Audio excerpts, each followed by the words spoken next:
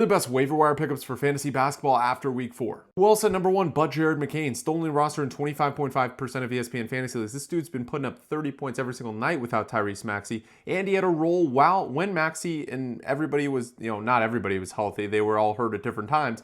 But when Maxey was there, he was still putting up points. Now, he won't put up as many points as he is now when Maxey's back, but he's still an excellent pickup. 2, DeAndre Hunter, only rostered in 17.4% of ESPN fantasy leagues, 31.7 fantasy point average. Now, a lot of people dropped him because he was out for a while, like I think a week and a half, maybe even 2 weeks. But the minutes is what we look at when we want pickups, right? Like good pickups. Does he play 25 plus minutes per game? That'd be ideal. Plays 26.7, he's averaging so far this season. And the same goes for Lou Dort, 27.3 fantasy point average, 28 minutes per game. And if he didn't have a -1 fantasy point game, I think of like last week, he's put up, I think, 40 in almost every single game of the past 6, besides the one game where he had negative fantasy points. How weird is that?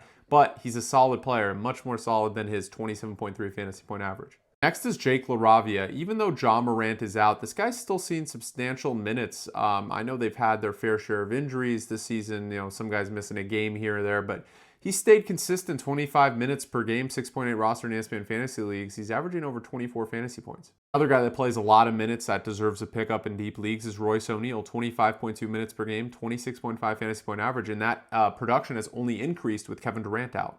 Tari Eason was on this list, I think the last 2 or 3 weeks. Maybe every week I've been doing this, but still only rostered in 35.2% of ESPN fantasy leagues. I know he doesn't play the minutes, but the production on a per minutes basis is better than any pickup there is, pretty much. 32.2 fantasy point average. He blocks a lot of shots, steals, rebounds, does like every little thing on the basketball court that generates fantasy points. Next is Dalton Knecht, only rostered in 10% of ESPN fantasy leagues, 13.4 fantasy point average in 18.8 minutes. Doesn't look great on the surface, but now he's in the starting lineup. D'Angelo Russell's coming off of the bench, and he's had back-to-back, I believe, 15-plus point games in general, and very efficient from the floor. I think 3 out of 5 against San Antonio, and 5 out of 5 from 3 in the previous game, and 3 out of 5 for 3 against San Antonio from 3. Other guy that was on this list last week, only rostered in 11.1% of ESPN fantasy leagues, is Robert Williams. If he stays healthy, and I know he's already day-to-day, came back, had 64 fantasy points, and immediately was day-to-day, he's an elite pickup, regardless of the minutes. Another guy that came off injury that's only rostered in 21.9% of ESPN fantasy leagues is Trey Murphy. How is he not rostered more, in my opinion? I know he just came off the injury report, but Zion Williamson's going to be out for the foreseeable future. This guy's going to have more of, utilization on the basketball court. Chris Dunn is another guy I like a lot. 22.1 fantasy point average, 2.3% roster in ESPN fantasy leagues, very deep leagues. This is a guy that could be used as a pickup. The last guy I'll mention is Jaden McDaniels, 23.3 average fantasy points, 9.2% roster in ESPN fantasy leagues, plays a lot of minutes, 30 minutes per game.